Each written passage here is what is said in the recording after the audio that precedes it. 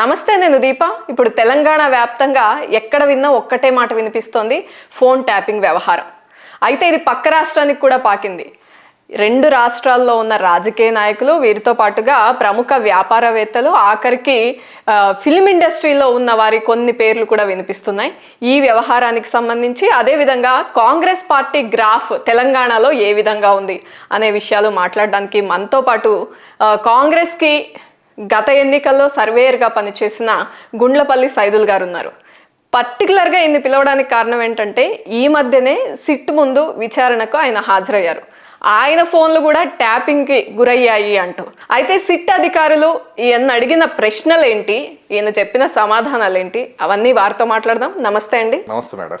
మీ సర్నేమ్తో పిలిస్తేనే మిమ్మల్ని ఎక్కువగా గుర్తుపడతారేమో, గుండ్లపల్లి సైదులు అని చెప్పేసి. ఇక అట్లా తెలిసిపోయింది. అంటే సైదులు అంటే అందరికి బాగుండేటుంది కదా.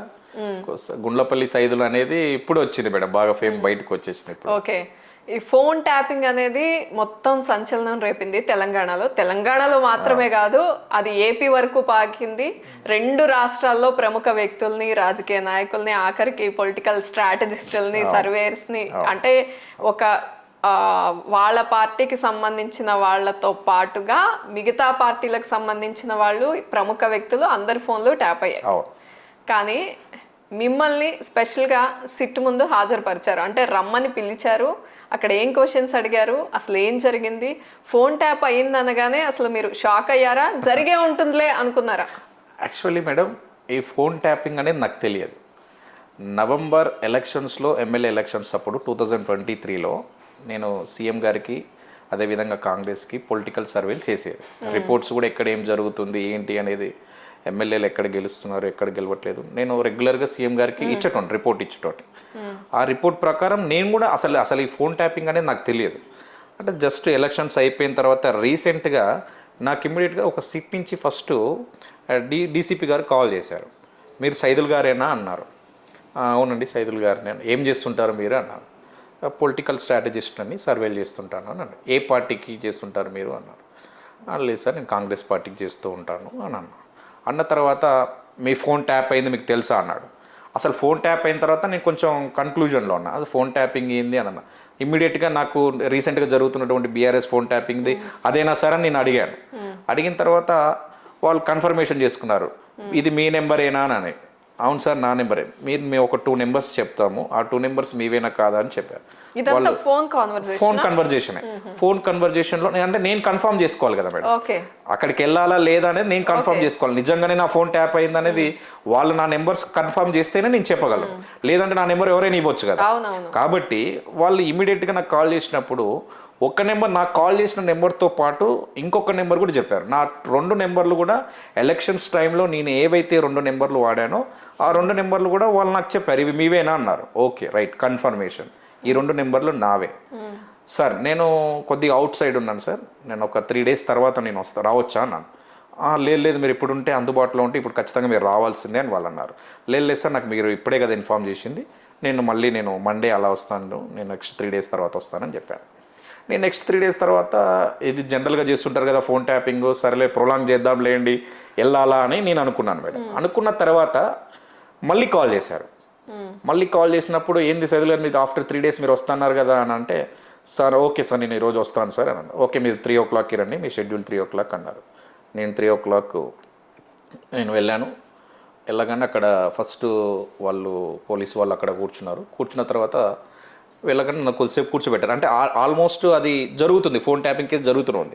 నాకంటే మిగతా వ్యక్తులు కూడా వచ్చారు. నాకంటే ముందు రఘునందన్ రావు గారు ఉన్నారు అక్కడ. రఘునందన్ రావు గారు చేస్తున్నారు, అతన్ని ఎంక్వైరీ చేస్తున్నారు. అతని తర్వాత మీది ఉంటుందండి, మీరు కూర్చోండి అని చెప్పారు. అతనిది అయిపోగానే, రఘునందన్ రావు గారిది అయిపోగానే నన్ను పిలిచిన తర్వాత వాళ్ళు ఇమీడియట్గా ఒక లిస్ట్ ఇచ్చారు మేడం. ఒక లిస్ట్ ఇచ్చేసి ఆ ఒక 2 నెంబర్స్ని మన గ్రీన్ తోటి యాడ్ చేశారు, మార్క్ చేశారు. ఈ 2 నెంబర్లు మీవేనా అన్నారు. ఇవి నావే అండి, కన్ఫర్మ్ చేసుకున్నాను. మీరు ఏం చేసేది అని చెప్పేది. నేను పొలిటికల్ స్ట్రాటజిస్ట్ అండి, కాంగ్రెస్ పార్టీకి సర్వేలు చేసేదాన్ని. మీ ఫోన్ ట్యాప్ అయ్యిందండి, మీరు మాట్లాడినటువంటి కాల్ రికార్డింగ్స్ కూడా వాళ్ళు విన్నారు. మీరు ఎలక్షన్ సర్వే చేసేది కాబట్టి, ముఖ్యమంత్రి గారికి కాంగ్రెస్కి సర్వేలు చేసేది కాబట్టి, మీది కొద్దిగా సీరియస్ నెంబర్స్లోనే ఉంది, మీ టాప్ లిస్ట్లోనే మీ రికార్డ్ అయింది మీ ఫోన్ నెంబర్ అని అన్నారు. అది నాకు తెలియదు సార్, మీరు ఫోన్ ట్యాపింగ్ అయిందంటే నేను వచ్చాను అని చెప్పాను. దాని తర్వాత నా డీటెయిల్స్ అన్ని తీసుకున్నారు వాళ్ళు, సేమ్ ఇక మన ప్రోఫార్మా ప్రకారం వాళ్ళ డీటెయిల్స్ అన్ని తీసుకున్నారు. డీటెయిల్స్ అన్ని తీసుకున్న తర్వాత మళ్ళీ కొద్దిసేపు కూర్చోమని చెప్పారు. మళ్ళీ కొద్దిసేపు కూర్చున్నారు. కొద్దిసేపు కూర్చున్న తర్వాత మళ్ళీ గ్యాప్ ఇచ్చిన తర్వాత మళ్ళీ పిలిచారు. మళ్ళీ పిలిచిన తర్వాత ఒక సిస్టమ్ నా ఎదురుగా పెట్టారు. ఒక సిస్టమ్ నాకు ఎదురుగా పెట్టేసి మామూలుగా వాళ్ళు కూర్చుని ప్రతి క్వశ్చన్స్ వాళ్ళు అడుగుతున్నారు. ఒక 2-3 కూర్చున్నారు ఎదురుగా, సీట్ అధికారులు కూర్చొని క్వశ్చన్స్ అడుగుతున్నారు. ఆ క్వశ్చన్స్కి నేను ఆన్సర్ చెప్పాను. చెప్పిన తర్వాత మీరు ఏదైతే ఎలక్షన్స్ టైంలో మాట్లాడినవి ఉన్నాయో ఆ రికార్డింగ్స్ మా దగ్గర ఉన్నాయి, మీ ఫోన్ ట్యాప్ అయ్యిందని అన్నారు. రికార్డింగ్స్ ఏంటి సార్ అని అన్నా. మీరు మాట్లాడింది ఉంటుంది, అవి వినిపించారు అంటే అవి ఏం వినిపించట్లేదు మాకు, మీవైతే రికార్డింగ్స్ ఉన్నాయి అని అన్నారు. మీరు మాట్లాడింది అని అంటే మనకైతే ప్రూఫ్ అయితే ఏమి ఇవ్వలేదు. రికార్డింగ్ మాట్లాడింది అదైతే మనకేం చేయలేదు, మీ నెంబర్స్ ట్యాప్ అయ్యాయని అన్నారు. సరే సార్ అని ఒక 20 to 30 minutes ఇంటరాగేషన్ చేశారు. వాళ్ళు అడిగిన ప్రశ్నలకు నేను కరెక్ట్ సమాధానాలు చెప్పాను. అంటే అట్లీస్ట్ ఎలాంటి క్వశ్చన్స్ 1-2 చెప్పండి మొత్తం. మెయిన్ క్వశ్చన్ ఇదే మేడం, మీరు కాంగ్రెస్ పార్టీకి ఎప్పటి నుంచి ఎప్పటి వరకు మీరు సర్వేలు చేస్తున్నారు, మీకు ముఖ్యమంత్రి గారు ఎప్పటి నుంచి ఎప్పుడు పరిచయం, ఈ 2 మెయిన్ క్వశ్చన్స్ మేడం. దాని తర్వాత మీ జిల్లా ఎక్కడ, మీరు ఎప్పటి నుంచి ఇక్కడ హైదరాబాద్లో ఉంటున్నారు, మీరు ఓన్లీ కాంగ్రెస్ పార్టీకే చేస్తారా, మిగతా పార్టీలకు కూడా సర్వే చేస్తారా అని నన్ను అడిగారు. లేదు ప్రజెంట్ అయితే నేను ఓన్లీ కాంగ్రెస్ పార్టీకి సర్వేలు చేస్తున్నాను, ఇప్పుడు కూడా చేస్తున్నారని అడిగారు. లేదండి ఇప్పుడు కూడా నేను చేస్తున్నానని చెప్పాను. కానీ వాళ్ళు అడిగిన ఇంకొకటి ఉంది మేడం, వాళ్ళు లాస్ట్లో అన్నది ఏంటంటే మీ ఫోన్ ట్యాప్ ఓన్లీ ఎలక్షన్ వరకే అయ్యింది. వన్స్ ఎలక్షన్ అయిపోగానే కాంగ్రెస్ పార్టీ గవర్నమెంట్లోకి రాగానే, అధికారంలోకి రాగానే ఇమ్మీడియట్గా నా నెంబర్ బ్లాక్ చేశారంట. ఈ 2 నెంబర్స్ ఏవైతే ఉన్నాయో ఆ 2 నెంబర్స్ కూడా బ్లాక్ అయ్యాయి అని చెప్పేసి వాళ్ళు చూపిస్తున్నారు అట్లా. ఓకే, అంటే ఇంకా గెలిచిన తర్వాత ఇంకా పెద్ద ఇంపాక్ట్ ఏమి ఉండదు అని అంతే, మేబీ అదే కావచ్చేమో నాకు తెలుసు. అంటే నాతో పాటు అందరి నెంబర్స్ కూడా అదే టైంలో బ్లాక్ చేసి ఉండొచ్చు. నాతో పాటు ఎవరైతే ఉన్నారో ఇప్పుడు సీట్ అధికారులు పిలుస్తున్నటువంటి ఫోన్ ట్యాపింగ్ ఉన్నాయో నాకు తెలిసి వాళ్ళు ఒక లిస్ట్ చెప్పారు బట్ దాదాపు ఒక 618 నెంబర్స్ ట్యాప్ అయ్యాయి అని నాకు చెప్పారు. మళ్ళీ నేను రీసెంట్గా చూస్తుంటే అవి ఇంక్రీజ్ అవుతున్నాయి కానీ నెంబర్స్ మరి ఆ ఫిగర్ అనేది దాటుతుంది, ప్రతిసారి దాటుతుంది. అది అసలు మీకు రేవంత్ రెడ్డి గారితో ఎట్లా పరిచయం? అంటే మెయిన్ మేడం, నేను ఎలక్షన్స్ టైంలో ఆయన పీసీసీగా ఉన్నప్పుడు, ఆయన అప్పటికి పీసీసీగా లేడు, దుబ్బాక ఎలక్షన్స్ టైంలో ఆయనకు కొన్ని సర్వేలు, నేను కాంగ్రెస్ పార్టీకి కొన్ని సర్వేలు చేస్తున్నప్పుడు నాకు అప్పట్లో ఉత్తమ్ కుమార్ రెడ్డి గారు కొన్ని సర్వేలు అప్పచెప్పినప్పుడు ఆ సర్వేల కోసం ఉండగా రేవంత్ రెడ్డి గారికి నచ్చి, నా రిపోర్ట్ నచ్చి ఆయనకు దుబ్బాకలో ఒక బై ఎలక్షన్స్ టైంలో ఆయనకు ఒక మండలం అప్పచెప్పారు మేడం, మిరుదొడ్డి మండలం అని అప్పచెప్పారు దుబ్బాకలో. సైదులు కొద్దిగా నాది కూడా చూడు అని జనరల్గా చెప్పాడు. జనరల్గా చెప్పిన తర్వాత నేను ఆ రిపోర్ట్ తీసుకెళ్ళి నేను ముఖ్యమంత్రి గారికి ఇవ్వడం జరిగింది, అప్పుడు పీసీసీ అధ్యక్షుడు. అప్పుడు ఇచ్చిన తర్వాత ఆయన చూసుకున్న తర్వాత దాని రిజల్ట్ గురించి నాకు చెప్పలేదు. సరే ఆ ఎలక్షన్ అయిపోయింది, దుబ్బాక ఎలక్షన్ అయిపోయింది. తర్వాత ఇంకో ఎలక్షన్ కరీంనగర్లో ఒక ఎలక్షన్ జరిగితే ఆ ఎలక్షన్ కూడా మళ్ళీ అది బై ఎలక్షన్ బల్మూర్ వెంకట్ టైంలో అప్పుడు ఈటల రాజేందర్ గారు చేశారు కదా మేడం, రిజైన్ చేసి వెళ్ళారు కదా, అప్పుడు ఆ ఎలక్షన్ టైంలో కూడా నేను సీఎం గారికి ప్రతిదీ కూడా చేస్తుండేవాడిని. ఆ తర్వాత హుజూరాబాద్ కి సంబంధించింది కూడా చేశారు, హుజూరాబాద్ కు సంబంధించింది కూడా అట్లా ప్రతిసారి సీఎం గారికి చేస్తుండేది. సీఎం గారికి చేసిన ప్రతిసారి కూడా ఆయన నన్ను సర్వేలు చేయమన్నాడు కానీ నన్ను ఎప్పుడు కూడా అప్రిషియేషన్ చేయలేదు. దాన్ని కంటిన్యూ చేస్తుండే. సర్వే చేయమన్నారు, రిపోర్ట్ తీసుకుని అయిపోయిన తర్వాత ఒకసారి ఏంటంటే మేడం, నేను ఆయన పీసీసీ అయ్యాడు. పీసీసీ అయిన తర్వాత నేనేం చెప్పానంటే ముఖ్యమంత్రి గారికి ఏం చెప్పానంటే, అన్న మరి నేను ఇలాగో సర్వే చేస్తున్నాను కాబట్టి, జనరల్గా సర్వే చేస్తున్నాను కాబట్టి నేను ఒక సర్వే లాంచ్ చేద్దాం అనుకుంటున్నాను, నా పేరు మీద సైదులు అనే ఒక సంస్థను పెట్టేసి సర్వే లాంచ్ చేస్తున్నాను, పలానా ఆఫీస్లో నా ఆఫీస్ ఓపెనింగ్ ఉంటుందన్న, సర్వే లాంచింగ్ ఉంటుంది, మీరు తప్పకుండా రావాలంటే నేను అలాంటి దాంట్లోకి రాను కదా సైదులు, తెలుసు కదమ్మా మీడియా అది ఇది మనకు నచ్చదు కదమ్మా, నువ్వు చేస్తున్నావు కదా సర్వేలో, ఓకే గుడ్, కానీ నేను అలాంటి దాంట్లోకి రాను అన్నాడు. నేను కూడా మీ ఇష్టం అన్న, నేను మీకోసం కష్టపడుతున్న వ్యక్తిని, మరి మీరు వస్తే బాగుంటుందని చెప్పేసి నా ఆఫీస్ సర్వే లాంచ్లో నేను ఒక ఫంక్షన్ హాల్లో ప్రోగ్రామ్ పెట్టినప్పుడు ఆయన అసలు నిజంగా చెప్పాలంటే ఒక సామాన్యుడి దగ్గరికి ఎప్పుడు రాడు, చాలా సామాన్యులతో కలిసే ఉంటానని చెప్తారు కదా. అవును, అయితే యాక్చువల్లీ అంటే ఆ టైం మేడం 26th జనవరి, వచ్చే అంత స్పేస్ లేదు. నేను 26th జనవరి రోజు నేను ఆ ప్రోగ్రామ్ పెట్టుకున్నాను. 26th జనవరి రోజు ఆ ప్రోగ్రామ్ పెట్టుకున్నప్పుడు ముఖ్యమంత్రి గారు ఒకటి చెప్పారు, సరే అప్పుడు ఉన్న పీసీసీ గారు, సరే సైదులు చూద్దాంలే అన్నాడు. నేను ఎక్స్పెక్ట్ చేయలేదు వస్తాడని చెప్పేసి కూడా. నేను ఆల్రెడీ ప్రోగ్రామ్ పెట్టుకున్నాను, 26th జనవరి ఫిక్స్ అయిపోయింది, అందరి షెడ్యూల్స్ ఫుల్ ఉంటాయి. నేను ఆ రోజు అప్పుడు ఉన్నటువంటి బట్టి విక్రమార్క గారికి, ఉత్తమ్ కుమార్ రెడ్డి గారికి, రేవంత్ రెడ్డి గారికి, ముగ్గురికి కూడా ఒకరికి తెలియకుండా ఒకరిని ఇన్వైట్ చేశాను. నేను మళ్ళీ ఒకరి గురించి ఒకరికి చెప్పకూడదు, ఎందుకంటే అప్పుడు వాళ్ళు ముగ్గురు కూడా నిప్పు లాగా ఉండేది, మీకు తెలుసా ఆల్రెడీ. ఒకరికంటే ఒకరికి పడదు ఆ టైంలో. కానీ నేను ఆ టైంలో పిలవడం జరిగింది. కానీ ఆ టైంలో కూడా చుట్టుపక్కల వాళ్ళు కూడా, అక్కడ లోకల్ వాళ్ళు కూడా, రేవంత్ రెడ్డి ఎందుకు వస్తాలే ఆయన సైదుల దగ్గరికి, ఆయన ఆఫీస్ ఓపెన్ చేస్తే, ఛానల్ ఓపెన్ చేస్తే సర్వే లాంచ్ ఆయన రాడు కదా అని అన్నారు. అసలు నేను కూడా స్టార్ట్ చేశాను, లాంచింగ్ అనేది అయ్యింది. ఇమ్మీడియట్గా నాకు రేవంత్ రెడ్డి గారు పిఏ ఫోన్ చేసి, సైదులు సీఎం గారు అప్పుడు రేవంత్ రెడ్డి గారు వస్తున్నారు మీ ఛానల్ ఓపెనింగ్ అన్నారు. ఇమ్మీడియట్గా సార్ వచ్చారు, రేవంత్ రెడ్డి గారు వచ్చారు. రేవంత్ రెడ్డి గారు రాగానే ఈయన కొద్దిసేపటికి ఉత్తమ్ కుమార్ రెడ్డి గారు వచ్చారు. ఇట్లా ఒకరి తర్వాత ఒకరు వచ్చేసి మన ఛానల్ని సర్వేని లాంచ్ చేశారు మేడం. లాంచ్ అయిన తర్వాత అక్కడ ముఖ్యమంత్రి గారు రివీల్ అయ్యాడు. నేను చేసిన సర్వేలు అన్నీ కూడా అక్కడ ఏం చెప్పాడంటే, సైదు లాంటి వ్యక్తి నేను ఎక్కడ చూడలేదు, ఒక సామాన్య కుటుంబం నుంచి వచ్చి కనీసం ఎలాంటి పరిస్థితుల్లో, దీనమైన పరిస్థితిలో నుంచి వచ్చి నా దగ్గరకు వచ్చి సర్వేలు చేస్తుంటే నేను చాలా హ్యాపీగా ఫీల్ అయ్యాను. ఫస్ట్ సైదులు చిన్నగా ఉన్నాడు కదా, ఇతడు ఏం చేస్తాడులే అని నేను ఫస్ట్ సైదుల్ని నేను ఏమో అనుకున్నాను. కానీ సైదుల్ ఎలక్షన్ నేను మిరుదొడ్డి కానీ, దుబ్బాక కానీ, కరీంనగర్ కానీ, బై ఎలక్షన్ ఏదైనా సరే సైదులు నాకు అక్యురేట్ రిపోర్ట్ ఇచ్చిండు. సైదుల్ లాంటి రిపోర్ట్ నేను ఎక్కడ చూడలేదు. నేను సైదుల ముందు చెప్పలేకపోయాను, కానీ ఈరోజు చెప్తున్నాను, నేను సైదుల్ రిపోర్ట్ బేస్ చేసుకొని ప్రతి ఎలక్షన్ని ముందుకెళ్ళానని చెప్పాడు. అది అందరి ముందు చెప్పేశాడు, నా ముందు కాకుండా నేను ఆ లాంచింగ్లోనే చెప్పేశాడు. ఆ తర్వాత ఇంకా కొద్దిగా పరిచయం కావడం, ఢిల్లీలో కూడా ఎప్పుడైనా ఎలక్షన్ సర్వే రిపోర్ట్ ఉన్నప్పుడు, ఆయన ఎంపీగా ఉన్నప్పుడు కూడా అక్కడికి వెళ్ళి రిపోర్ట్ ఇవ్వడం, ఏం జరుగుతుంది ఏమవుతుందని, ఇలా కంటిన్యూ రిలేషన్ అయింది మేడం. ఆ తర్వాత మీకు తెలియదు ఉంది మేడం, ఆ తర్వాత మునుగోడు ఎలక్షన్, బై ఎలక్షన్ కూడా జరిగింది. మునుగోడు బై ఎలక్షన్స్ ఆయన ఏ ఎలక్షన్ జరిగినా నాకు అప్పచెప్పిండు, ఆ బాధ్యత నేను చేసిన. రైట్. మరి ఇప్పుడు బై ఎలక్షన్ వస్తుంది జూబ్లీ హిల్స్ది, తెలుసు రీసెంట్గా జరిగిన సంఘటన మాగంటి గోపీనాథ్. Unfortunate thing. కానీ ఇప్పుడు బై ఎలక్షన్ వస్తుంది, మరి మీకు అప్పచెప్పారా? 100% మేడం. నేను అదే చెప్తున్నాను కదా, ముఖ్యమంత్రి గారికి నేను ఇంతకుముందు కూడా ముఖ్యమంత్రి గారు నాకు అన్నారు, నేను అడిగితే సైదులు ఇంకేంటి విషయాలంటే, అన్న నాకు ఏ పదవి వద్దు, నేను సర్వేలే చేస్తూ ఉంటాను అని అన్నాడు. ముఖ్యమంత్రి గారు కూడా ఒకసారి రేవంత్ రెడ్డి గారు కూడా ఏమన్నారంటే, నీకు సైదులు నువ్వు సర్వేలే చేయి, నువ్వు నాకు ప్రొఫెషనల్గా సర్వేలు ఎక్కడ ఏం జరుగుతుందో నాకు రిపోర్ట్ ఇస్తే చాలు. అందుకని ఏమైపోయిందంటే మేడం, స్టేట్ మొత్తం ప్రతి ఎమ్మెల్యే, లాస్ట్ టైం కూడా నేను ఎలక్షన్స్కి సర్వే చేశాను కాబట్టి అందరు ఎమ్మెల్యేస్, ఎంపీస్ అందరు కూడా సీఎం గారికి సర్వే ఎవరంటే సైదులు రిపోర్ట్స్ ఇస్తుంటాడని తెలుసు. నేను ఇప్పుడు కూడా ప్రతిదీ ఆయన బిజీగా ఉన్నా కానీ నాకు ఎప్పుడో అప్పచెప్పినటువంటి బాధ్యతని నేను కంటిన్యూ చేస్తున్నాను. కరెక్టే. ఇప్పుడు జూబ్లీహిల్స్ విషయానికి వద్దాం. అంటే ఇప్పుడు క్యాండిడేట్ ని నిలబెట్టే దాన్ని బట్టి గెలిచేలాగా ఉందా పరిస్థితి, లేదు ఇక్కడున్న ప్రజల మనోభావాలని గమనించుకుని క్యాండిడేట్ ని పెట్టాలి అనిపిస్తుందా, లేకపోతే ఒక పార్టీని చూసి గెలిపించే పరిస్థితి ఉందా? ఎట్లా ఉంది జూబ్లీహిల్స్ పరిస్థితి? జూబ్లీహిల్స్ లో మేడం నేను 2 పాయింట్స్ చెప్తాను. మాగంటి గోపీనాథ్ గారు చనిపోయిన తర్వాత, ఆయన చనిపోయిన తర్వాత ఒక ఎమోషనల్ ఉండేది, అరే చనిపోయాడు కదా పాపం అనేది ఉండేది. అది ఇప్పుడు కనిపించట్లేదు.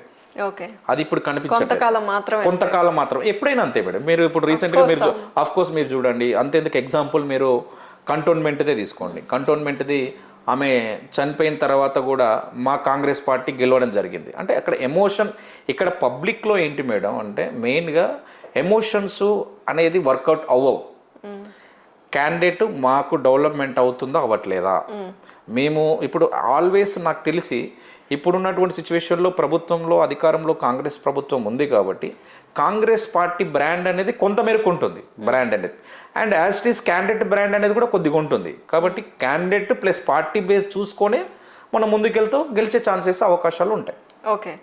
కాంగ్రెస్ వైపు జనాలు ఉన్నారు, గెలిపించారు, అధికారాన్ని ఇచ్చేశారు చేతికి. కానీ తర్వాత నిజంగానే కాంగ్రెస్ గ్రాఫ్ అలాగే ఉందా, పడిపోయిందా, పెరిగిందా? యాజ్ ఏ సర్వేయర్గా నిజం చెప్పాలి మీరు. నిజంగా చెప్పాలంటే మేడం, ఈరోజు మొన్నటి వరకు కూడా గ్రామాలలో ఏమైపోయిందంటే మీరు చూడండి, ఎవ్వరు కూడా పెట్టినటువంటి పథకాలు కాంగ్రెస్ ప్రభుత్వం తెలంగాణ రాష్ట్రంలో మాత్రమే కూడా మీరు దేశంలో ఎక్కడ లేని పథకాలు ఇక్కడ పెట్టారు. ఎందుకు కేసీఆర్ గారు కూడా పెట్టారు కదా, లేదు కళ్యాణ లక్ష్మి ఉంది, మైనారిటీలకి షాదీ ముబారక్ పెట్టారు, చాలా పెట్టారు కదా, ఆయన కూడా పథకాలు బాగానే పెట్టారు కదా. వాళ్ళు పెట్టిన పథకాల గురించి మీకు ఆల్రెడీ తెలుసు, పబ్లిక్ కూడా తెలుసు. మేము పెట్టిన పథకాలు కూడా ఏంటంటే కేంద్రం నుంచి ఎలాంటి సపోర్ట్ లేకపోయినా, కేంద్రం నుంచి ఎలాంటి సపోర్ట్ లేదు, వాస్తవం చెప్తాను నిజంగా. ఇప్పటికి కూడా గారు ఉన్నప్పుడు ఉండిందా? ఉండొచ్చు, వాళ్ళు ఫైట్ చేస్తూనే ఉన్నారు కదా, వాళ్ళు కూడా ఫైట్ చేశారు, ఉండొచ్చు. కానీ కాంగ్రెస్ ప్రభుత్వానికి మాత్రం మీరు అన్నదానికి కాంగ్రెస్ గ్రాఫ్ అనేది పడిపోతున్నప్పటికీ కూడా, కాంగ్రెస్ గ్రాఫ్ పడిపోతున్నప్పటికీ కూడా ఇప్పటికి కూడా జనాలు అనేది కాంగ్రెస్ పార్టీని ఇంకా ఉంచాలి, గెలిపించాలనే నమ్మకాన్ని ఇంకా జనాలలో ఉంది. అంటే మీరు రెండు విషయాలు చెప్తున్నారు ఇక్కడ. కాంగ్రెస్ గ్రాఫ్ పడిపోతున్నప్పటికీ వేరే ఆల్టర్నేట్ పార్టీ స్ట్రాంగ్ లేదు, ఆల్టర్నేట్ పార్టీ స్ట్రాంగ్ లేదు. ప్లస్ ఇంకొక విషయం మేడం, వాస్తవానికి గ్రాఫ్ పడిపోతుంది అనడానికి కారణం నిజంగా చెప్పాలంటే గ్రామ స్థాయిలలో నేను యాజ్ ఎ సర్వేర్గా చెప్పాలి కాబట్టి కాంగ్రెస్ పార్టీకి సర్వే చేస్తున్నప్పటికి కూడా ముఖ్యమంత్రి గారికి నాలో నచ్చిన విషయం ఏంటంటే ఉన్నది ఉన్నట్టుగా చెప్తాను. నాకు ఎప్పుడైనా సరే, ఇప్పుడు కూడా అంతే మేడం, ముఖ్యమంత్రి గారికి ఏమైనా ఉంటే డైరెక్ట్గా చెప్పేస్తానన్నా ఇది బాగాలేదు, ఇలా జరుగుతుంది, గ్రౌండ్ పరిస్థితి బాగాలేదని చెప్తుంటాడు. ఆయన చాలా బాగా రిసీవ్ చేసుకుంటాడు. కాబట్టి ఆయన ప్లాన్స్ ఆయనకు ఉన్నాయి. ఆల్మోస్ట్ ఎక్కడ ఏం జరుగుతుందో అనేది నాకు తెలిసి నా ద్వారా తెలుసుకుంటున్నాడు. అండ్ ఇప్పటికి కూడా గ్రామాలలో ఎందుకు గ్రాఫ్ పడిపోవడానికి కారణం ఏంటంటే మేడం, ఇక్కడ రెండు రీజన్స్. 10 సంవత్సరాల బీఆర్ఎస్ పాలనలో దాదాపు కాంగ్రెస్ కార్యకర్త నిజంగా చెప్తున్నాను మేడం చాలా బాధపడ్డారు. ఎంతో మంది కార్యకర్తలు కూడా వాళ్ళంతా కూడా వాళ్ళ బాధలు చెప్పుకోలేక, వాళ్ళ కష్టాలు చెప్పుకోలేక కేసులతో కొట్లాడి చాలా నరకం అనుభవించారు కార్యకర్తలు. ఆ 10 సంవత్సరాలకు ముందు కూడా కాంగ్రెస్ వాళ్ళు ఎలా ఉండేదంటే ఒక ఎలక్షన్ వస్తే గెలిపించాలనుకుంటే, ఒక ఎలక్షన్ వస్తే గెలిపించాలనుకుంటే కార్యకర్తలు అంత ఇంట్రెస్ట్ చూపించకపోయేది. కానీ 10 సంవత్సరాల బీఆర్ఎస్ పాలన తర్వాత మొన్న జరిగిన ఎలక్షన్స్కి ఖచ్చితంగా ఈ బీఆర్ఎస్ పార్టీని ఓడగొట్టాలని చెప్పేసి లీడర్ కంకణం కట్టుకోలేదు మేడం. ఇక్కడ నిజంగా చెప్తున్నాను, ఏ ఎమ్మెల్యే కంకణం కట్టుకోలేదు, ఏ లీడర్ కూడా కంకణం కట్టుకోలేదు, కార్యకర్త. అందుకనే రేవంత్ రెడ్డి గారు కార్యకర్తలనే నమ్ముకున్నాడు, లీడర్లను నమ్ముకోలేదు. ఆయన కార్యకర్తలనే నమ్ముకున్నాడు. వాస్తవానికి ఆయన అనుకున్నవన్నీ కూడా ఫలించాయి. మీరు చూడండి మేడం, ఆయన స్పీచెస్ కానీ, పీసీసీగా ఉన్నప్పుడు స్పీచెస్ కానీ, ఆయన నడుస్తున్నటువంటి విధానం, పద్ధతి అంతా కూడా కార్యకర్తని బేస్ చేసుకొని మాట్లాడడం, కార్యకర్త మీదనే ఆధారపడడం, కార్యకర్తను నమ్ముకొని మాత్రమే అధికారంలోకి రావడం జరిగింది. కానీ ఆ కార్యకర్త మేడం 10 సంవత్సరాల కష్టంలో మొన్న జరిగిన ఎలక్షన్లో నాకు తెలిసి కార్యకర్త చేసిన హార్డ్ వర్క్ ఎవ్వరు కూడా చేయలేదు, నేను చూసిన దగ్గరుండి. ఆఖరికి మేడం వాళ్లకు ఎలక్షన్స్ టైంలో డబ్బులు ఎలాగైనా పబ్లిక్కు ఇవ్వాలని చెప్పేసి, ఏదైనా చేయాలని చెప్పేసి ఓపెన్గా చెప్తున్నాను. కార్యకర్త వాళ్ళ భార్య దగ్గర ఉన్న పుస్తకాలు అమ్ముకొని కూడా, వాళ్ళ బంగారాన్ని తాకట్టు పెట్టి కూడా, మేము ప్రభుత్వం అధికారంలోకి రావాలి, కాంగ్రెస్ ప్రభుత్వం అధికారంలోకి రావాలి, రేవంత్ రెడ్డి గారు ముఖ్యమంత్రి కావాలని చెప్పేసి ప్రతి కార్యకర్త కంకణం కట్టుకొని కష్టపడితేనే అధికారంలోకి వచ్చింది. ఇప్పుడు మీరు అనొచ్చు సైదుల్ గారు అంత కష్టపడితే, కాంగ్రెస్ ప్రభుత్వం కార్యకర్తలు అంత కష్టపడి తెచ్చిన ప్రభుత్వానికి ఎందుకు గ్రాఫ్ పడిపోయిందంటే అదే కార్యకర్తల కారణం మేడం. నిజంగా చెప్తున్నాను, 10 సంవత్సరాలు కష్టపడ్డ కార్యకర్త అధికారంలోకి తీసుకొచ్చిండు. అదే కార్యకర్త గ్రామ స్థాయిలో చెప్పుకోలేనటువంటి పరిస్థితి ఏర్పడింది. ఇప్పుడు ఏమైపోయిందంటే మేడం, వాళ్ళు ప్రభుత్వం వచ్చినప్పుడు ఏమనుకుంటారు మేడం, మాకు ఒక చిన్న పనులు అయితే బాగుంటుంది అనే ఆలోచన వాళ్ళకు ఉంటుంది. అరే మాకు ఈ పని, ఒక చిన్న పని, మేము ఎమ్మెల్యే గారి దగ్గరికి వెళ్తున్నాం, ఈ పని చేస్తే బాగుంటుంది అంటే అట్లీస్ట్ వాళ్ళకు ఒక హామీ ఇచ్చి, ఒక మాట మర్యాద ఇచ్చి, ఒక రెస్పెక్ట్ ఇచ్చి, మీరు ఈ పనులు చేసుకోండి, ఈ చిన్న న్యాయంగా ఉన్నాయి చేయమంటున్నారు వాళ్ళ కార్యకర్తలు.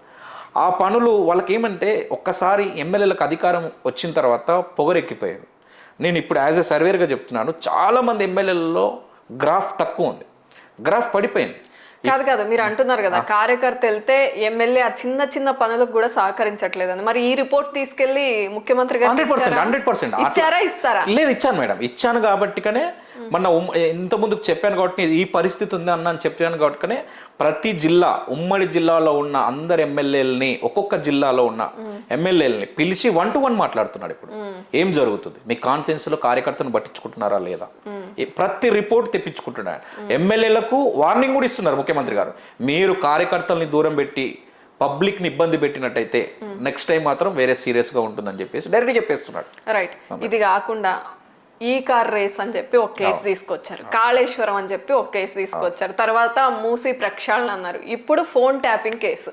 అంటే అన్ని తీసుకుంటున్నారు, పసు లేకుండా వదిలేస్తున్నారు. ఇది కాలయాపన చేస్తోంది ప్రభుత్వం అనే మాట ప్రజల్లోకి వెళ్ళిందా వెళ్ళలేదా అంటే ఇదే అనుకుంటున్నారు. ఇప్పుడు ఏమైపోతుందంటే పబ్లిక్లో కూడా ఏమైపోతుందంటే ఇప్పుడు కాంగ్రెస్ కార్యకర్త కూడా అదే డిసప్పాయింట్ అవుతుంది. మీరు ఇంకొక విషయం మేడం మీరు చెప్తున్నాను, కాంగ్రెస్ కార్యకర్తల మీద గత ప్రభుత్వం ఏదైతే బీఆర్ఎస్ ప్రభుత్వం పెట్టిన కేసులు, వందలాది కేసులు ఎలాగైతే ఉన్నాయో అవి ఇంకా అలాగే ఉన్నాయి. చిన్న చిన్న కేసులు కూడా, వాళ్ళు కొట్లాడిన కేసులు కూడా, వాళ్ళు పంచాయతీలు పెట్టుకున్న కేసులు కూడా, టీఆర్ఎస్ బీఆర్ఎస్ వాళ్ళతో పంచాయతీ పెట్టుకున్న కేసులు కూడా కాంగ్రెస్ వాళ్ళ మీద అలాగే ఉన్నాయి. పాపం అట్లీస్ట్ న్యాయంగా ఉన్న కేసులు కూడా వాళ్ళ దగ్గర ఒక లీడర్ దగ్గరికి వెళ్ళి అన్న ఈ కేసు నా మీద ఉంది మాఫీ చేయించుకోవాలి లేదు, చేయించలేకపోతున్నారు. అంటే అట్లీస్ట్ ఆ పని కూడా చేయలేకపోతున్నారు. మీరు ఇప్పుడు అన్నారు ఈ కారేస్ కానీ కాళేశ్వరం ప్రాజెక్ట్ కానీ ఇవన్నీ ఏదైనా ఒక కరెక్ట్ టైం వస్తుంది మేడం. ఆ టైం వచ్చినప్పుడు భగవంతుడు కానీ తర్వాత ఎవరిని కానీ మనం ఎవరిని వదలలేరు. ఆ టైం కోసం వెయిట్ చేస్తున్నారు ముఖ్యమంత్రి గారు. ఇప్పుడు చాలామంది మీరు ఇంత ముందుకు చెప్పారు, ఒకటి జైలుకి వస్తున్నారు, బయటకు వస్తున్నారు, హీరో అవుతున్నారు. అంతే. ఒకటి ఈ మధ్య కాలంలో ఒకటి బాగా ఉంది, కేటీఆర్ గారు అంటుండే వేసుకుంటారా జైల్లో వేసుకోండి అంటే వేసుకునే కాన్సెప్ట్ ఏంటంటే జైలుకి వెళ్ళి వచ్చిన ప్రతి ఒక్కరు ముఖ్యమంత్రి అవుతున్నారు కదా.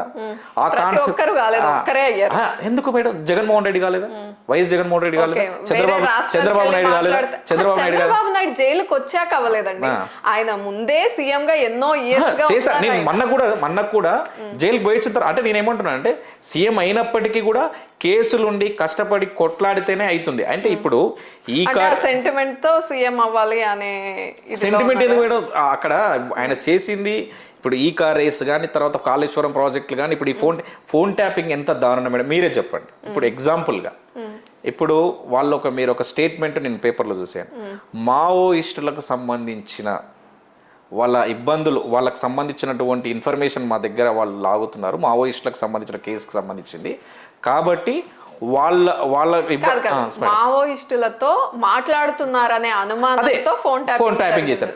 మావోయిస్టులు ఎవరున్నారు మేడం? నేను మావోయిస్టా? ఎంతో మంది మాట్లాడిన వాళ్ళని మావోయిస్టులు అనట్లేదు, మావోయిస్టులతో సంబంధాలు ఉన్నాయి అదే అంటున్నా మాట్లాడుతున్నారేమో. అదే మేడం మాకైతే ఇప్పుడు మావోయిస్టులతో ప్రతిదీ ఇక్కడ ఆరోపణే కదా, రాజకీయాల్లో ప్రతిదీ ఆరోపణే అయినప్పుడు కదా. నేను అదే అంటున్నాను మేడం. నేను ఏమంటున్నానంటే రాజకీయ నాయకుల్ని, సెలబ్రిటీస్ని, వేరే రాష్ట్రంలో ఉండే నాయకుల్ని, వేరే పార్టీలో ఉండే నాయకుల్ని, అక్కడికి మమ్మల్ని కూడా ఫోన్ ట్యాప్ చేశారంటే నేను అనట్లేదు, వాళ్ళు ఫోన్ ట్యాప్ చేసిన తర్వాత మేము పర్సనల్వి కొన్ని మాట్లాడేవి కూడా ఉంటాయి. నాకు తెలిసి అయితే సరే ఈ ఫోన్ ట్యాపింగ్ విషయంలో మాత్రం ఒకటి మాత్రం నేను అనుకుంటున్నది ఏంటంటే మేడం, ఓన్లీ అంటే ఆ కోడ్ ఉందో లేదో నాకు తెలియదు ఫోన్ ట్యాపింగ్లో, ఓన్లీ రాజకీయానికి సంబంధించిన వినాలి మనం అనే కోడ్ ఏమైనా పెట్టుకురో నాకు తెలియదు కానీ ఫ్యామిలీస్ ఫోన్ ట్యాపింగ్ రాజకీయాలకు సంబంధించిందే విందాము తర్వాత అట్లాంటివి ఉండవు కదా. జనరల్ గా థింక్ చేసినా కూడా చిన్నపిల్లలకు కూడా అర్థం అవుతుంది, ఫోన్ ట్యాపింగ్ జరిగిందంటే అన్ని రికార్డింగ్స్ ఉన్నాయి. నేను ఇప్పుడు అదే అంటున్నాను, ఇప్పుడు ఆ రికార్డింగ్స్ అన్నీ కూడా నాది కూడా ఫోన్ ట్యాప్ చేశారు, నాదనే కాదు. ఇప్పుడు నేను నా భార్యతో మాట్లాడుతూ ఉంటాను, వేరే వాళ్ళతో మాట్లాడుతుంటాను. సరే నేను జనరల్గా అయితే వాళ్ళు పొలిటికల్ వాళ్ళతో, నేను ఎమ్మెల్యే వాళ్ళతో మాట్లాడింది అయితే స్టేట్మెంట్ రికార్డ్ చేశారు వాళ్ళు. ఏముంది, ఎట్లా ఫోన్ ట్యాపింగ్ కేసు అయింది ఏంది అనేది వాళ్ళ దగ్గర ఇన్ఫర్మేషన్ ఉంది. అంటే నాకు తెలిసి అయితే ఈ ఒకటి మీరు అన్నారు, ఒకటి ఈ కార్ రేస్ అనేది అది స్టార్ట్ చేశారు వదిలేశారు, కాళేశ్వరం అనేది స్టార్ట్ చేశారు వదిలేశారు అనేది, తర్వాత నెక్స్ట్ ఇప్పుడు ఫోన్ ట్యాపింగ్ ఇది కంటిన్యూ అవుతుంది. అంటే నేనేమంటున్నానంటే మేడం నాకు తెలిసి ముఖ్యమంత్రి గారికి కానీ, ఇప్పుడు ముఖ్యమంత్రి గారు కాదు, ఇది కోర్టుకు సంబంధించినటువంటి విషయం. వీళ్ళు కోర్టు జడ్జిమెంట్ ఏ విధంగా ఇస్తే ఆ విధంగా వాళ్ళు ఫాలో కావాల్సి వస్తుంది. వాళ్ళ టైం ఇప్పుడు మంచిగా ఉందేమో ఈ టైం కాబట్టి ఇంకెళ్ళట్లేదు, రేపు బ్యాడ్ టైం వస్తుందేమో, ఆ టైంకి అన్ని కేసులు ఒకేసారి అయితే అట్లా ఉండుండొచ్చు నాకు తెలిసి. వాళ్ళేమో ఇదొక బక్వాస్ అంటున్నారు, మిగతా ప్రజలు నత్తనడకం సాగుతుంది, జస్ట్ పట్టుకుంటున్నారు అంతే ఒక కేసుని, దాన్ని ఏది తేల్చట్లేదని ప్రజల్లో కొన్ని అనుమానాలు. సిబిఐకి అప్పచెప్పండి అని చెప్పి బీజేపీ పార్టీ అంటుంది. అదే ఇప్పుడు బీజేపీ పార్టీ అంటే యాక్చువల్లీ మన బీజేపీ పార్టీ వాళ్ళకి కూడా ఫోన్ ట్యాప్ చేశారు కదా మేడం, ఫోన్ ట్యాపింగ్స్ వాళ్ళకి కూడా ఫోన్ ట్యాప్ చేశారు. మేబీ నాకు తెలిసి గవర్నమెంట్ ఉంది కాబట్టి, అంటే గవర్నమెంట్ అన్ని కూడా యాక్షన్ అనేది అన్ని ప్రూఫ్స్ తోటి అన్ని రూల్స్ అండ్ రెగ్యులేషన్స్ ప్రకారం. ఫైనల్ గా నేను అడుగుతుందంటే, సర్వేర్ గా ఉన్నారు మీరు, జనాల్లో తిరుగుతారు, చాలా మందిని అడుగుతూ ఉంటారు, కాంగ్రెస్ పార్టీకి సంబంధించే మీరు చేస్తున్నారు. సో ఈ విషయాలన్నీ కాంగ్రెస్ పార్టీకి మైనస్ అవుతున్నాయా లేకపోతే ప్లస్ అవుతున్నాయా, ఏమనుకుంటున్నారు? సరే, నేను ఒక విషయం అయితే కరెక్ట్ మేడం మీరు అన్నది. ఇప్పుడు ఒక కేసుని ముందుకు తీసుకెళ్తున్నారు, ఆపుతున్నారు, తర్వాత ఇప్పుడు నెక్స్ట్ మళ్ళీ ఫోన్ ట్యాపింగ్ ముందుకు తీసుకెళ్తున్నారు. ఇలా కేసు తీసుకెళ్ళడం ఆపడం, కేసు తీసుకెళ్ళడం ఆపడం అయితే కొద్దిగా మైనస్ అవుతుంది మేడం, గ్రౌండ్ లో మైనస్ అవుతుంది. మాత్రమే కాకుండా పథకాలు మీరు అన్నారు, అద్భుతమైన పథకాలు కాంగ్రెస్ పార్టీ పెట్టిందని, కరెక్టే. కానీ కేసీఆర్ గారు జస్ట్ ఒక రైతు బంధుతో జనాల గుండెల్లోకి వెళ్ళిపోయారు. అంటే సక్సెస్ అయిందా లేదా? సక్సెస్ అయింది 100%. నేను అదే అంటున్నాను మేడం, నేను అదే చెప్తున్నాను. మేము పథకాలు అనేది ఇప్పుడు నేను ఏమంటున్నానంటే మేడం, ఇప్పుడు మేము రైతు భరోసా వేస్తున్నాం, ఇప్పుడు రైతు బంధుని రైతు భరోసా చేస్తున్నాం, 6,000 అనేది పెంచి ఎకరాకి ఇవ్వడం జరుగుతుంది. అంటే మీరు ఇంకొకటి విషయం మేడం, ఇక్కడ బడ్జెట్ని కూడా మనం పరిగణలోకి తీసుకోవాలి. కరెక్ట్. మెయిన్ ఏంటంటే దాదాపు మన రాష్ట్రం అనేది వాళ్ళు కొన్ని లక్షల కోట్లు అప్పు చేసిపోయారు కాబట్టి దాన్ని సరిదిద్దాలి, కాబట్టి దానికి కూడా వడ్డీ కట్టుకొని ప్రభుత్వాన్ని నడపాలి. కాబట్టి మీరు చూడండి మేడం, ఫ్రీ బస్ పథకం అనేది మనకు ₹1 కూడా రాదు గవర్నమెంట్లో. తర్వాత ఈ సన్న బియ్యం పథకం అని కానీ, తర్వాత గ్యాస్ అనేది కానీ, తర్వాత కరెంట్ అనేది కానీ, ఈ పథకాలన్నీ కూడా అద్భుతమైన పథకాలు మేము చేస్తున్నాం. కానీ ఎక్కడ ఫెయిల్ అయ్యానంటాం మేడం, ఈ పథకాలన్నీ ప్రజల్లోకి తీసుకెళ్లడంలో మేము ఫెయిల్ అయ్యాం. మీరు కేసీఆర్ గారు రైతు బంధు ఇచ్చి సక్సెస్ అయ్యాను 100%. ఇప్పటికి కూడా గ్రామ స్థాయిలలో కేసీఆర్ని నమ్ముతున్నారు. నేను ఓపెన్గా చెప్తున్నాను, ఇప్పటికి కూడా గ్రామ స్థాయిలలో పబ్లిక్ ఏ విధంగా ఉన్నారనంటే, అంటే జనాలకు ఒక మైండ్ ఫిక్స్ అయిపోయింది, రైతుల్ని ఆదుకునేటటువంటి వ్యక్తి కేసీఆర్ అని చెప్పేసి. గ్రామ స్థాయిలలో ఊర్లలో రైతులు ఇప్పటికి కూడా, నేను వేరే వాళ్ళని నేను అని చెప్పను, కానీ రైతులు మాత్రం ఇప్పుడు మేము రైతు భరోసా ఇవ్వడం జరిగింది. ఇప్పుడు చిన్నగా కాంగ్రెస్ వైపు, అంటే మేము ఇచ్చే పథకాలను కూడా రైతులు ఇప్పుడు అర్థం చేసుకుంటారే, పరిస్థితులు బాలేవు, వాళ్ళు ఉన్నప్పుడు చేస్తున్నారు, ఇప్పుడు ప్రజెంట్ కాంగ్రెస్ ప్రభుత్వం మంచిగానే చేస్తుంది అనేది. ప్రభుత్వం మంచిగా చేస్తున్నప్పటికీ మేము గ్రాఫ్ పడిపోవడానికి కారణం ఏంటంటే, అట్లీస్ట్ మేము చేసింది కూడా గ్రామాలలో చెప్పుకోలేకపోతున్నాం. అంటే కార్యకర్తలే ఇదంతా తీసుకెళ్ళాలి, కార్యకర్తల్ని పట్టించుకోకపోవడం వల్ల, వాళ్ళు పార్టీని పట్టించుకోకపోవడం వల్ల వచ్చే నష్టమే కానీ మిగతా మైనస్ ఏమి లేదు. నిజంగా మేడం, ఇది వాస్తవం. కార్యకర్త ఇప్పుడు గ్రామ స్థాయిలలో ఎవరు చెప్పండి, ఇప్పుడు ఒక ఊర్లో ఉంటాం మేడం, మీరు సింపుల్గా లాజిక్ అర్థం చేసుకోండి. ఒక విలేజ్లో మనం ఇప్పుడు నేను అనుకుంటున్నాను మేడం, సింపుల్ లాజిక్ మీరు చూడండి. ఇప్పుడు మేము సన్న బియ్యం ఇస్తున్నాం మేడం. సన్న బియ్యం పథకం అనేది చాలా అద్భుతమైన పథకం. ఈరోజు అందరూ కూడా, కుటుంబంలో ఉన్న వాళ్ళందరూ కూడా బియ్యం కొనలేనటువంటి పరిస్థితి ఉంటే ఇప్పుడు ఎవరు కూడా బయట కొనట్లేదు, అదే బియ్యం తింటున్నారు. నేనేమంటున్నాను, ఒక చిన్న logic point madam, last time దొడ్డు బియ్యం ఇచ్చినప్పటికీ ఒక బియ్యం బ్యాగ్ వచ్చేసి 25 kgs బ్యాగ్ వచ్చేసి ఇప్పుడు 1500 ఉంది మేడం, బయట 1400 to 1500 ఉంది. అంటే వాళ్ళకు దాదాపు సరే ఇంత ముందుకు ₹40 కేజీ లెక్క దొడ్డు బియ్యం ఇచ్చేది. ₹40 కేజీ లెక్క దొడ్డు బియ్యం ఇస్తే ఆ దొడ్డు బియ్యం అనేది బయట అమ్ముకునేవాళ్ళు, ₹10 అమ్ముకునేవాళ్ళు, తినేవాళ్ళు కాదు. అది అటు గవర్నమెంట్కి నష్టం వచ్చేది, పబ్లిక్కి నష్టం వచ్చేది. ఎవరు బాగుపడేది? ఎవరైతే డీలర్స్ ఉన్నారో, మళ్ళీ బియ్యం రిటర్న్ తీసుకుంటున్న వాళ్ళు ఉన్నారో వాళ్ళు బాగుపడేది. అయితే ఇక్కడ ఒక విషయం మేడం, ఈరోజు 1500లలో దాదాపు ఒక 6 ఉంటే, ఒక కుటుంబంలో 6 ఖచ్చితంగా ఉంటారు, ఒక్కొక్కరికి 6 కేజీల బియ్యం ఇస్తుంటే, 6 కేజీల బియ్యం ఇంటూ 6 ఇస్తే దాదాపు ఒక 36 కేజీలు.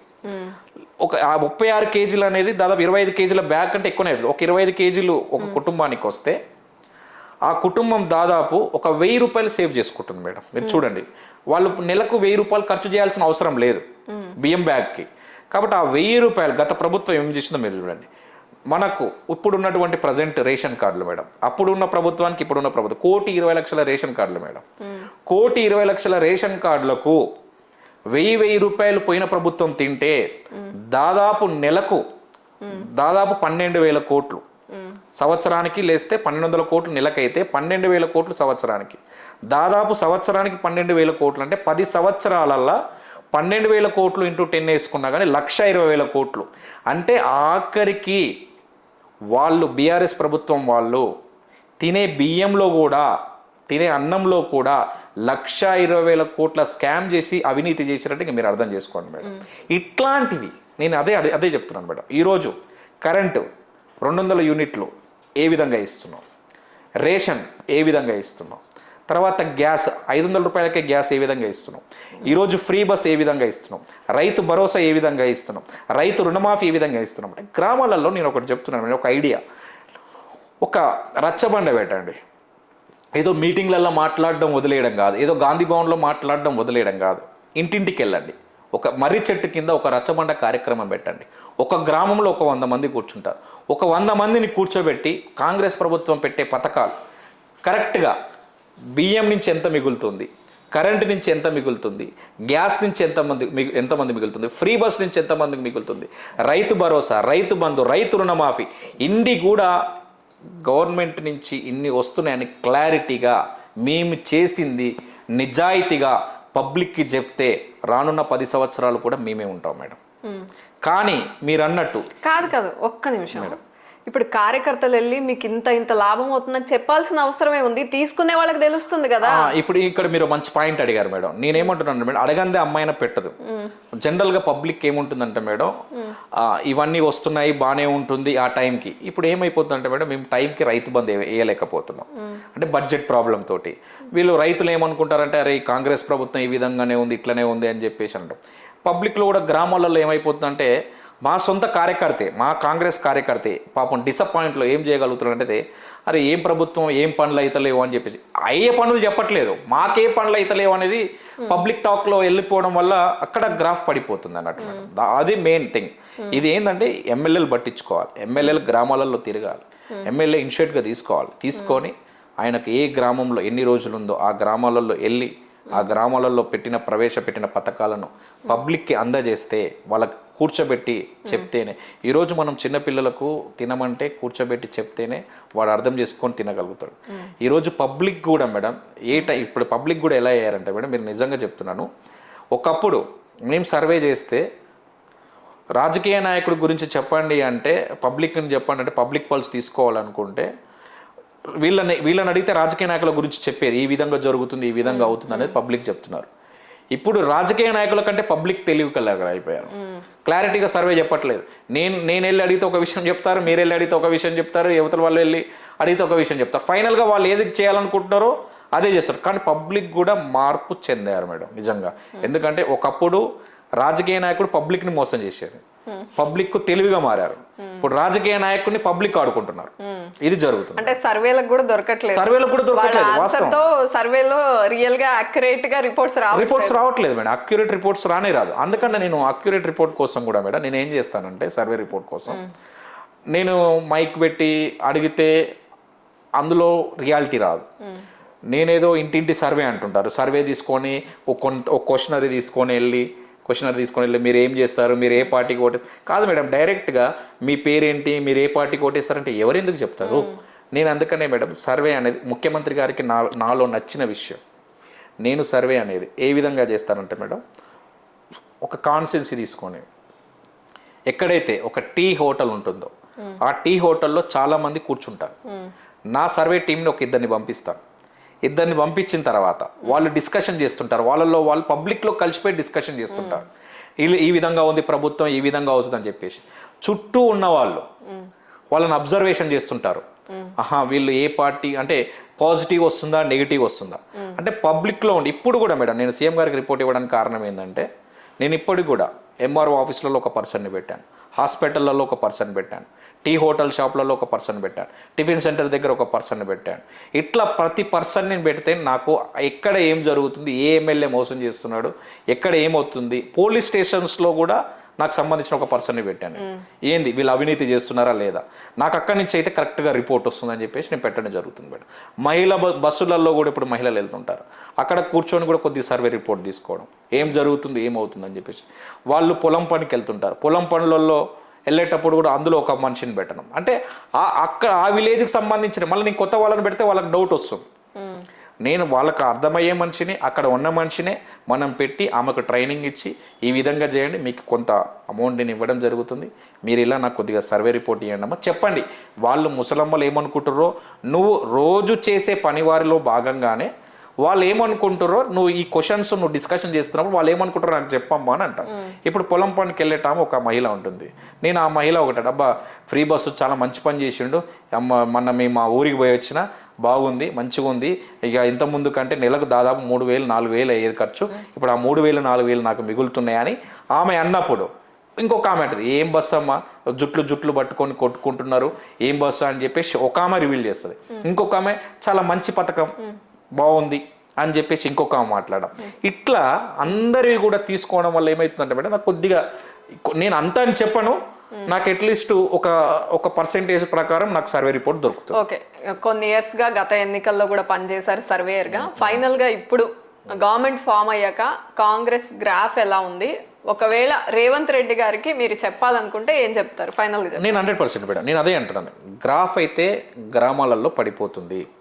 ఈ గ్రామాలలో పడిపోతున్నటువంటి గ్రాఫ్ని కాపాడాలనంటే ముఖ్యమంత్రి గారు ఇనిషియేటివ్గా తీసుకుంటున్నారు. ఆల్రెడీ ఆయన ప్లాన్స్ ఆయన ప్రతిదీ కూడా చాలామంది ఏమనుకుంటున్నారంటే, అరే ముఖ్యమంత్రి గారికి ఏం తెలియట్లేదు కదా, గ్రౌండ్లో ఏం జరుగుతుంది ఏం అర్థమవుతలేదు కదా, ఆయన ముఖ్యమంత్రి అయిపోయారు కదా అని కాదు. ఆయన ఖచ్చితంగా ఆయన ముఖ్యమంత్రిగా ఉన్నప్పుడు కూడా, ఆయన ఇప్పుడు కూడా, నేను ఎక్కడ ఉన్నా సైదులు ఏం జరుగుతుంది ఒకసారి రిపోర్ట్ తీసుకొచ్చి ఇవ్వు, నేను బిజీగా ఉన్నప్పటికీ నేను ఎక్కడుంటే అక్కడికి వచ్చి నువ్వు ఏదైతే రిపోర్ట్ రెడీ చేస్తున్నావో నాకు ఇచ్చేసే, నేను ఎప్పుడు ఫ్రీ ఉంటే అప్పుడు చదువుకుంటాను. నేను కార్లో వెళ్తున్నప్పటికీ, ఇంట్లో ఉన్నప్పటికీ, నేను నీకు టైం కేటాయించకపోయినప్పటికీ కూడా నాకున్న షెడ్యూల్ ప్రకారం నేను ఫ్రీగా ఉన్నప్పుడు నేను పిలుస్తా. నీకు ఇవ్వాలనుకున్నప్పుడు నేను ఎక్కడున్నా నీకు ఎవరు అడ్డు రారు, సెక్యూరిటీ కానీ ఎవరు కూడా అడ్డు రారు. నేను ఇప్పుడు ఫ్రీగా వెళ్ళిపోతాను. నేను ఎక్కడన్నా ఉంటే కూడా, సీఎం గారు ఉంటే కూడా, నేను ఏదైనా ఒక 2 పేపర్స్ ఇప్పుడు అర్జెంట్గా ఇవ్వాలి జరుగుతుందనంటే ఇమ్మీడియట్గా ఇస్తాను. డైరెక్ట్ ముఖ్యమంత్రి గారు తీసుకుంటారు, ముఖ్యమంత్రి గారు తీసుకొని కార్లో వెళ్ళేటప్పుడు చదువుకుంటారు. సో ఏదన్నా పని కావాలంటే ఎమ్మెల్యేల దగ్గరికి వెళ్లకుండా సైదుల్ గారి దగ్గరికి వచ్చి చెప్తే నాకు డైరెక్ట్ అక్కడ మీరు సబ్మిట్ చేస్తారనమాట. నేను అట్లా సబ్మిట్ ఏం చేయను మేడం, నేను ఇంతవరకు కూడా ఒక పని చేసుకోలేదు, నాకు అవసరం కూడా లేదు. ఇప్పుడు మాకేమన్నా పని కావాలంటే మిమ్మల్ని అడగొచ్చా? అసలు నేనైతే చేయను మేడం. నేనేమంటున్నానంటే, నేను ముఖ్యమంత్రి గారి దగ్గరికి కేవలం ఎక్కడ ఏం జరుగుతుంది ఇంతవరకు కూడా ఆయన ఎప్పుడు చూడు రిపోర్ట్ గురించి అడగడమే తప్ప సైదులు ఏం చేస్తున్నావు ఎట్లా ఉంది అనేది నేను ఎప్పుడు అడగలేదు. ఒకసారి నీకు ఏదైనా కావాలంటే నన్ను అడుగు అన్నాడు, ఇంకా నేను ఇంతవరకు ఇంకా అడగలేదు ఆయనని. సమయం వచ్చినప్పుడు, టైం వచ్చినప్పుడు కావాల్సింది అడగొద్దు, కానీ పబ్లిక్ ఏమన్నా కావాలంటే మాత్రం 100% చెప్తాను, వరకు తీసుకెళ్ళాలి. 100% తీసుకెళ్ళాలి మేడం. ఇప్పుడు కూడా నిజంగా చాలా మందికి ముఖ్యమంత్రి గారికి తెలియదు. వాస్తవానికి నేను అన్ని తెలుసు అనుకుంటున్నాను. ఇప్పుడు కొద్దిగా గ్రౌండ్లో క్రాస్ చెక్ చేశాను. ముఖ్యమంత్రి గారికి పాపం కొన్ని తెలియదు, అనవసరంగా అతని మీద అబాండాలు వేస్తున్నారు. వాస్తవానికి అతనికి కొన్ని వాస్తవాలు తెలియదు. నేను కూడా కొన్ని రోజులు కొన్ని తెలుసు అనుకోని నేను చెప్పలేదు. కరప్షన్ గురించే ముఖ్యమంత్రి గారు అలా చేస్తున్నారు ఇలా చేస్తున్నారు అని అంటే పాపం ఆయనకి ఏమీ తెలియదు. కమిషన్స్ వసూళ్లు ఇక అది కింది స్థాయి వాళ్ళు చేస్తే చేసుకుండొచ్చు, ఆయనకు సంబంధం లేదు, ఆయన దగ్గరికి కూడా లేదు. అసలు ఆయన ప్రిషియస్లో కూడా ఆయనకు అసలు తెలియదు కూడా, వాటి గురించి కూడా తెలియదు. కాబట్టి నేనే అనుకుంటున్నా, అన్న మీ ఈ ఆయన దృష్టికి తీసుకెళ్ళాలి, ఆపడానికి నేను ప్రయత్నం చేస్తాను దీన్ని కూడా. Right, thank you so much for your time. చాలా విషయాలు చెప్పారు. అదే విధంగా పబ్లిక్ నుండి ఏమన్నా దరఖాస్తులు కానీ లేకపోతే ఏమన్నా చెప్పే విషయాలు కానీ ఉంటే మీరు రేవంత్ రెడ్డి గారికి కన్వే చేస్తే హెల్ప్ చేసినట్లు. 100% మేడం, ఆయన దగ్గరికి తీసుకెళ్తాను. ఆయన 100%. అందుకనే ప్రజాభవన్లో కూడా ఇప్పుడు డైరెక్ట్గా అందరినీ పబ్లిక్ వస్తున్నారు, వాళ్ళ విషయాలు చెప్పుకుంటున్నారు, వాళ్ళ ప్రాబ్లమ్స్ చెప్పుకుంటున్నారు. ప్రజాభవన్ చేశాడు. ఇప్పుడు గాంధీ భవన్లో కూడా పబ్లిక్ రిలేషన్ మేడం, మీరు నమ్ముతారో లేదో, గత 10 సంవత్సరాల కంటే సరే ప్రభుత్వం గ్రాఫ్ పడిపోతుందా లేదా అనేది పక్కన పెట్టినట్టయితే ఈ 18 నెలల పాలనలో కూడా ప్రభుత్వం అనేది ప్రజాప్రభుత్వ పరిపాలన నడుస్తుంది. పబ్లిక్ డైరెక్ట్ అధికారుల దగ్గరికి వెళ్ళగలుగుతున్నారు, వాళ్ళ బాధలు చెప్పుకోగలుగుతున్నారు. ఒక డైరెక్ట్ ఎమ్మెల్యే దగ్గరికి వాళ్ళు పనులు చేస్తున్నారా చేయరనే విషయం నాకు తెలియదు, కానీ వాళ్ళు మాత్రం డైరెక్ట్ గా ఒక వే అయితే ఉంది. అప్పుడు గత ప్రభుత్వం లేకుండే ఈ ప్రభుత్వంలో ఆ వే ఉంది. ఖచ్చితంగా ఈ ప్రభుత్వం 100% ముఖ్యమంత్రి గారు రేవంత్ రెడ్డి గారు ఉన్నంత కాలం కూడా ఆయన ఒక విజన్తో వచ్చాడు మేడం. నేను ఒక చిన్న లాస్ట్ పాయింట్ చెప్పి ముగిస్తాను. ఆయన ఢిల్లీలో ఉన్నప్పుడు నేను ఒకసారి ఎంపీగా అయినా ఉన్నప్పుడు నేను ఇంటికి వెళ్ళాను, సార్ అపార్ట్మెంట్కి వెళ్ళాను. సార్ అపార్ట్మెంట్కి వెళ్ళినప్పుడు చాలా ప్రేమగా కూర్చో సైదులు ఇక్కడే 2 days నేను అక్కడే ఉన్నాను. మేము చాలా విషయాలు మాట్లాడుకున్నాం ముఖ్యమంత్రి గారు నేను అన్నాను, అన్న ఇట్లా ఉంది, ఈ విధంగా ఈ ప్రాబ్లమ్స్ ఉంటాయి అని చెప్పేసి నేను కొన్ని సజెషన్స్ చెప్పినప్పుడు ముఖ్యమంత్రి గారు ఒకటే అన్నారు, సైదులు నాకున్న కష్టాలకు, నాకున్న ప్రాబ్లమ్స్కి, నాకు కూడా చాలా ప్రమాదాలు ఉంటాయి.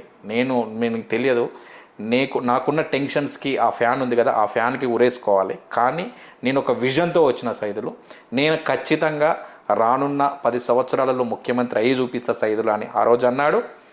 10 సంవత్సరాలు కాదు, ఇమ్మీడియట్గా చూపించాడు. ఆయన కాన్సెప్ట్ నాకు బాగా నచ్చుతుంది మేడం. ఆయన అన్నాడు అంటే అది సాధిస్తాడు. అందుకని నాకు ఆయన అంటే గౌరవం, రెస్పెక్ట్. ఆయన గురించి కూడా బయట ఎవరైనా వ్యతిరేకంగా మాట్లాడితే కూడా వాళ్ళ కూర్చోబెట్టి వాట్ ఈజ్ వాట్ అనేది నేను క్లియర్గా చెప్తా, ఇది జరుగుతుంది, ఇది అవుతుంది. నేను అధికారులకు కానీ ఎవరికైనా సరే ఆయన way of life. Congress party మీద ఇష్టమా, రేవంత్ రెడ్డి గారి మీద ఇష్టం? నాకైతే రేవంత్ రెడ్డి ఇష్టం మేడం. కాంగ్రెస్ అంటే నాకు రేవంత్ రెడ్డి గారి ద్వారానే కాంగ్రెస్ పరిచయం అయింది. తర్వాత నేను కాంగ్రెస్కి సర్వేలు చేయడం జరుగుతుంది. కానీ నాకు ఇప్పటికైనా నేను రేవంత్ రెడ్డి గారికి పనిచేస్తా. ఎప్పటికైనా సంబంధం లేదు, నాకైతే పార్టీలతో రేవంత్ రెడ్డి గారితో ఆయన చేయమన్న పని చేస్తాను. నా క్యాస్ట్ సేమ్ కాంగ్రెస్ కూడా చేయమంటది కాబట్టి సర్వేలు ఆయన చేస్తాను. కాంగ్రెస్ రేవంత్ రెడ్డి ఒకటే కాబట్టి తప్పదిగా చేయాలి. Thank you madam, thank you so much.